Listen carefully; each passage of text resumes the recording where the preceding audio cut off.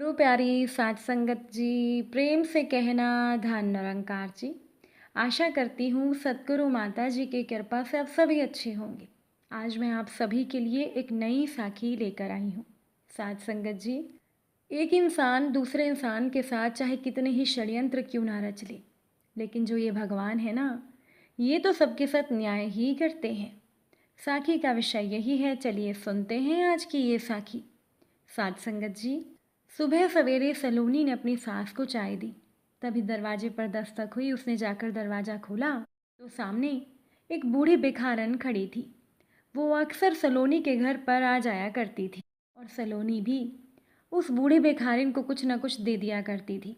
आज भी सलोनी ने उसे थोड़ा सा आटा दे दिया तो ये देखकर सलोनी की सास विमला जी ने उसे ताना मारते हुए कह दिया, बहू, मेरे बेटे की कमाई को दान पुण्य में उड़ाने का तुम्हें बहुत शौक है। क्या ज़रूरत थी तुम्हें इस बूढ़ी भिखारिन को कुछ देने की? तुम इसे कुछ देती हो तो बार बार ये यहाँ आकर भीख मांगने लगती है। सलोनी कुछ नहीं बोली, सर झुकाकर रसोई में चली गई। साथ संगत जी, सलोनी अपनी सास की फरमाइश पर पूरी और आलू की सब्जी बना रही थी। वैसे तो उसे भी पूरी और आलू की सब्जी बहुत पसंद थी, लेकिन कुछ दिनों से सलोनी की तबीयत थोड़ी ख़राब थी। उसे सर्दी ज़ुकाम की समस्या हो गई थी और जिसकी वजह से उसे खाने का असली स्वाद भी पता नहीं लग रहा था। इस बात को लेकर सलोनी ने अपने पति आकाश को कहा भी कि मुझे डॉक्टर के पास लेकर चलो, लेकिन आकाश ने कह दिया कि सर्दी जुकाम तो तुम्हारा ठीक हो ही जाएगा, इसके लिए डॉक्टर के पास जाने की कोई ज़रूरत नहीं है। सलोनी खामोश रह गई। वैसे भी वो एक गरीब परिवार की बेटी थी। बात बात में उसकी सास उसे ताना देती थी कि तेरे पिता ने हमें दिया ही क्या है जो हम तुझ पर खर्च करें। अब सलोनी के पिता ने अपने सामर्थ्य के अनुसार उसे बहुत सारा दहेज देकर विदा किया था, लेकिन विमला जी और विमला जी का बेटा यानी आकाश बहुत लालची थे। विमला जी हर त्योहार पर सलोनी के मायके से कुछ न कुछ मंगवाती रहती थी और आकाश भी काम ठीक से ना चलने का बहाना बनाकर अपने ससुर जी से पैसे मांगता रहता था। जब ये शादी तय हुई थी तो विमला जी ने सोचा था सलोनी अपने माता पिता की इकलौती बेटी है, तो कल को जब उसके माता पिता जीवित नहीं होंगे तो उनका घर सलोनी को मिल जाएगा। सलोनी का घर एक महंगे इलाके में था और सड़क के किनारे था। तो विमला जी और उनके बेटे ने सोचा कि भविष्य में जब वो संपत्ति बेची जाएगी तो उन्हें बहुत सारा पैसा मिलेगा। लेकिन इसी बीच पता चला कि सलोनी की माँ को एक भयंकर बीमारी हो गई है। तो ऐसे समय में सलोनी के पिता ने अपनी पत्नी का इलाज करवाने के लिए अपना घर गिरवी रख दिया था। तब से सलोनी की सास और उसका पति उससे चिढ़े हुए से रहते थे। उनको लग रहा था कि अब पता नहीं ये गिरवी पड़ा हुआ मकान सलोनी के पिता छुड़वा पाएंगे या नहीं। अब तो उन लोगों ने आर्थिक समस्या बताकर बेटी के ससुराल में कुछ भी देना बंद कर दिया था और तब से सलोनी अपनी सास और पति की नज़रों में खटकती थी। अब आकाश और उसकी माँ घंटों कमरे में बंद होकर सलोनी से छुटकारा पाने के लिए नई नई योजनाएं बनाते रहते थे। वो सोचते थे कि अगर वो लोग सलोनी को तलाक देकर यहाँ से भेजेंगे तो भी सलोनी को उन्हें गुजारा भत्ता देना होगा, या हो सकता है कि सलोनी दहेज मांगने के आरोप में उन लोगों को जेल में भेज दे। तो सलोनी की सास और उसका पति काफ़ी दिनों तक कुछ सोच विचार कर रहे थे। अंत में उन लोगों ने सोचा कि सलोनी का इस दुनिया से जाना ही बेहतर होगा और किसी भी तरीके से वो लोग अब सलोनी को मारना चाहते थे। आकाश ने सोचा था इसके बाद वो दूसरी शादी करेगा और उसे ढेर सारा दहेज मिलेगा।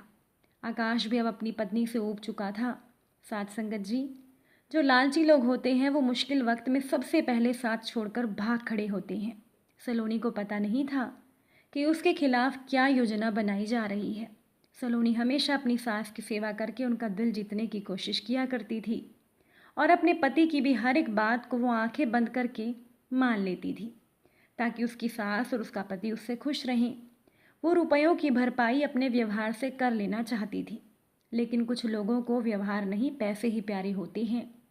अब उन दोनों के सामने सबसे बड़ी चुनौती ये थी कि कैसे सलोनी को मारा जाए ताकि उन दोनों पर शक भी ना हो और उनका रास्ते का कांटा भी साफ हो जाए। एक दिन रात को खाने के बाद आकाश अपनी माँ के कमरे में गया और अपनी माँ से ढेर सारी बातें करने लगा। वो दोनों योजना बनाने लगे। बातों ही बातों में आकाश ने कहा, माँ, मेरे पास एक योजना है। इतना कहकर उसने अपनी वो योजना अपनी माँ को सुनाई तो विमला जी खुश हो गईं। कहने लगी, बेटा तूने बहुत अच्छा सोचा है। अब हम इस सलोनी को मार देंगे, उसके बाद मैं तेरी दूसरी शादी करवा दूंगी और फिर तुझे ढेर सारा दहेज मिलेगा, पैसा मिलेगा। तेरी पत्नी तो अब किसी काम की नहीं रह गई है। ये बातें करके वो माँ बेटा दोनों हंसने लगे। तभी उन्हें सलोनी के आने की आवाज़ सुनाई दी तो वो दोनों चुप हो गए। सलोनी ने दरवाज़ा खटखटाते हुए कहा, माँ जी, आप लोगों का दूध लेकर मैं आई थी। तो आकाश ने दरवाज़ा खोल दिया। दूध के गिलास लेकर उसने फिर से दरवाज़ा बंद कर दिया। साथ संगत जी, सलोनी की आंखों में आंसू आ गए और वो सोचने लगी कि क्या मैं इस परिवार का हिस्सा नहीं हूँ। ना जाने मेरी सास और मेरे पति क्या बात करते रहते हैं, कभी भी मुझे अपनी बातचीत में शामिल नहीं करते। हमारी शादी को 2 साल हो गए हैं, लेकिन अभी भी मुझे पराया समझा जाता है। उस बेचारी की आंखों में आंसू आ गए और वो अपनी आंसू पोंछते हुए अपने कमरे में जा बैठी। उस बेचारी को तो पता ही नहीं था कि उसके खिलाफ कितना बड़ा षड्यंत्र रचा जा रहा है, और ये षड्यंत्र में उसकी सास और उसका पति उसे शामिल नहीं कर सकते थे। इधर कुछ दिनों से सलोनी की तबीयत खराब थी, उसे सर्दी जुकाम था, तो उसे किसी भी चीज़ की सुगंध या दुर्गंध का अनुभव नहीं हो रहा था। तब आकाश ने अपनी योजना पर काम करना शुरू किया। सुबह के समय जब सलोनी सोकर उठी तो आकाश ने उसकी परवाह दिखाते हुए कहा, क्या तुम्हें आज सुगंध या दुर्गंध आ रही है? सलोनी ने कहा, नहीं, मैं पहले ही आपको कह रही हूँ, मुझे डॉक्टर के पास ले चलो। आकाश मुस्कुराकर कहने लगा, आज शाम मैं तुम्हें डॉक्टर के पास ले जाऊंगा। ये सुनकर सलोनी खुश होकर सोचने लगी, चलो देर से ही सही, मेरे पति ने मेरे बारे में सोचा तो सही। अब आकाश बिल्कुल तैयार था। सलोनी ने उसकी ओर देखते हुए कहा, आज तो आप बहुत जल्दी तैयार हो गई, क्या आपको जल्दी ऑफिस जाना है? आकाश ने कहा, नहीं, माँ को मंदिर जाना था ना, तो मैं माँ को मंदिर लेकर जा रहा हूँ। सलोनी ने कहा, मैं भी मंदिर जाऊँगी। तब आकाश घबरा कर कहने लगा, तुम मंदिर जाकर क्या करोगी? सलोनी बड़ी हैरानी से आकाश की ओर देखने लगी। अब आकाश ने बात को संभालते हुए कहा, देखो मुझे ऑफिस जाने के लिए देर हो जाएगी, तुम नाश्ता तैयार करके रखो, हम जल्दी ही दर्शन करके लौट आएंगे। इतना कहकर आकाश जाने की तैयारी करने लगा। और आज सलोनी खुश थी क्योंकि उसे पति की बातों में प्यार और परवाह महसूस हो रही थी। तभी विमला जी रसोई में आकर कहने लगी, बहू, हमारे जाने के बाद नाश्ता बना लेना, मुझे भूख लगी है, लेकिन आज तो दर्शन करने के बाद ही मैं कुछ खाऊंगी। विमला जी भी बहुत ही मीठे स्वर में बातें कर रही थीं, इसीलिए आज सलोनी को बहुत खुशी हो रही थी। साथ संगत जी, नहा धोकर सलोनी रसोई में जाने की तैयारी करने लगी। माँ बेटे एक दूसरे को देखकर मुस्कुरा उठे और दोनों मंदिर जाने के लिए निकल पड़े। आकाश ने पहले ही रसोई घर में जाकर गैस की पाइप को ढीला कर दिया था, जिससे कि पूरी रसोई गैस से भर गई थी। सलोनी नहा धोकर रसोई में पहुंची। पूरी रसोई से गैस की दुर्गंध आ रही थी, लेकिन सलोनी तो सुगंध या दुर्गंध का अनुभव कर ही नहीं पा रही थी। उस बेचारी को नहीं पता था कि क्या हो रहा है। तभी वो गैस जलाने लगी कि उसी समय दरवाजे पर दस्तक हुई। सलोनी ने तुरंत ही जाकर दरवाज़ा खोला। दरवाजे पर वही बूढ़ी भिखारिन खड़ी थी। उसे देखकर सलोनी ने मुस्कुराकर कहा, रुको अम्मा, मैं तुम्हारे लिए कुछ लेकर आती हूँ। तभी उस भिखारिन ने सलोनी को रोक कर कहा, बिटिया, यहाँ पर इतनी दुर्गंध कैसे आ रही है? सलोनी हैरान होकर कहने लगी, कैसी दुर्गंध? मुझे तो सर्दी जुकाम है, मुझे तो दुर्गंध का अनुभव ही नहीं हो रहा। वो भिखारिन घबराते हुए बोली, बिटिया, ये गैस की महक है। ये सुनते ही सलोनी हैरान हो गई। वो भिखारिन जल्दी से घर के अंदर आई। उसने सारे खिड़की दरवाजे खोल दिए और कहने लगी, बेटा तुम घर के बाहर चलो, इतनी गैस से भरी हुई रसोई में तुम क्या कर रही हो? सलोनी के हाथ पांव कांपने लगे। वो सोचने लगी कि अगर थोड़ी देर पहले ये अम्मा ना आई होती और मैंने रसोई में आग जला दी होती तो न जाने आज क्या हो गया होता। वो भिखारिन सलोनी का हाथ पकड़कर उसे घर के बाहर ले आई। पड़ोसन भी बाहर निकलकर पूछने लगी, अरे सलोनी, तुम्हारी रसोई से इतनी भयंकर गैस की दुर्गंध क्यों आ रही है? गैस वाले को फ़ोन कर दो। सलोनी ने पड़ोसन से मोबाइल लेकर गैस वाले को फ़ोन कर दिया। जब वो गैस वाला घर आया तो उसने चेक करके बताया कि किसी ने इस गैस की पाइप को जानबूझकर ढीला किया हुआ था। सलोनी अपना सर पकड़कर बैठ गई। उसकी आंखों में आंसू आने लगे। वो सोचने लगी कि यह काम मेरी सास या पति के अलावा और कौन कर सकता है। वो कभी सोच भी नहीं सकती थी कि जिसे वो अपना परिवार मानती है वही लोग उसकी जान लेने की कोशिश करेंगे। तभी सलोनी के फ़ोन की घंटी बजी।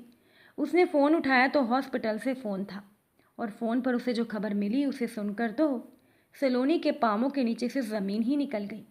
उसकी सास और पति का बाइक से एक एक्सीडेंट हो गया था और फिलहाल वो दोनों अस्पताल में थे।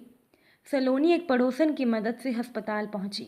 वहां पहुंचने पर पता चला कि विमला जी की तो उसी जगह ही मृत्यु हो गई थी और उसका पति यानी कि आकाश जीवन और मृत्यु के बीच में झूल रहा है।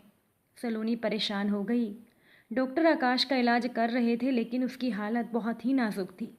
जब सलोनी आकाश के सामने पहुंची तो आकाश ने हाथ जोड़ते हुए कहा, सलोनी मुझे माफ़ कर दो, मुझे नहीं पता तुम यहाँ तक कैसे आई। मैंने और मेरी माँ ने मिलकर तुम्हें मारने की योजना बनाई थी। मैंने गैस का पाइप ढीला किया था ताकि जब तुम रसोई में जाओ तो एक धमाके के साथ ही तुम मर जाओ, यानी हमारी सारी परेशानियां ख़त्म हो जाएं। मैं तुमसे छुटकारा पाकर दूसरी शादी करने वाला था और दहेज की मांग करने वाला था। हम तुम्हारे साथ गलत करने वाले थे तो देखो भगवान ने हमारे साथ ही गलत कर दिया। मेरी माँ की तो मृत्यु हो गई, अब ना जाने मैं भी बच पाऊँगा या नहीं। इसीलिए मैं तुमसे अपने अपराध की हाथ जोड़कर माफ़ी मांगता हूँ। कहते कहते आकाश की सांसें उखड़ने लगी। सलोनी हैरान सी खड़ी हुई देखती रह गई। उसकी आंखों में भी बहुत सारे आंसू थे और वो सोच रही थी कि इंसान चाहे कितनी भी चालाकियाँ क्यों ना कर ले, लेकिन ईश्वर के न्याय के आगे किसी की भी नहीं चलती है। थोड़ी ही देर में आकाश की भी मृत्यु हो गई और सलोनी बुत बनकर खड़ी रह गई। बाद में वो फूट फूट कर रो पड़ी और वो सोचने लगी कि इंसान लालच में अंधा होकर अपने हंसते खेलते परिवार को तबाह कर लेता है। काश कि मेरे पति के मन में इतना लालच ना आया होता तो शायद आज वो लोग हंसी खुशी अपनी ज़िंदगी जी रहे होते। खैर, अब जो सलोनी की ज़िंदगी में हो गया था उसे बदला तो नहीं जा सकता था। सलोनी के खिलाफ षड्यंत्र करने वाले खुद ही इस दुनिया से जा चुके थे। सलोनी अब अकेले पड़ गई थी। वो अपने माँ और पिता के पास लौट आई। अपने मायके में ही वो छोटे बच्चों को ट्यूशन पढ़ाने का काम करने लगी और अपने ससुराल वाला घर उसने किराए पर दे दिया था। अब सलोनी ने सोच लिया था कि वो ज़िंदगी में कभी शादी नहीं करेगी, बस सारी ज़िंदगी वो अपनी माता पिता की सेवा करते हुए गुजार देगी। साथ संगत जी, एक इंसान दूसरे इंसान के खिलाफ चाहे कितना ही षड्यंत्र क्यों ना रच ले, लेकिन वो ये बात हमेशा याद रखे कि भगवान तो सबके साथ न्याय ही करते हैं। जैसा कि आज की साखी में सलोनी के साथ हुआ। सलोनी के पति और सास ने उसे मारने की कोशिश की, लेकिन इसका अंत ये हुआ कि खुद ही सलोनी का पति और सलोनी की सास इस दुनिया से चले गए। भगवान ने तो तुरंत ही उन दोनों के बुरे कर्मों की सज़ा उन्हें दे दी और सलोनी की ज़िंदगी को बचा लिया था, शायद उसके माता पिता की सेवा करने के लिए। साथ संगत जी, अगर आज की ये साखी आपको अच्छी लगी हो, वीडियो को लाइक शेयर ज़रूर कीजिएगा। आप सभी से फिर मुलाकात होगी नई साखी के साथ। साथ संगत जी, प्यार से कहना, धन निरंकार जी।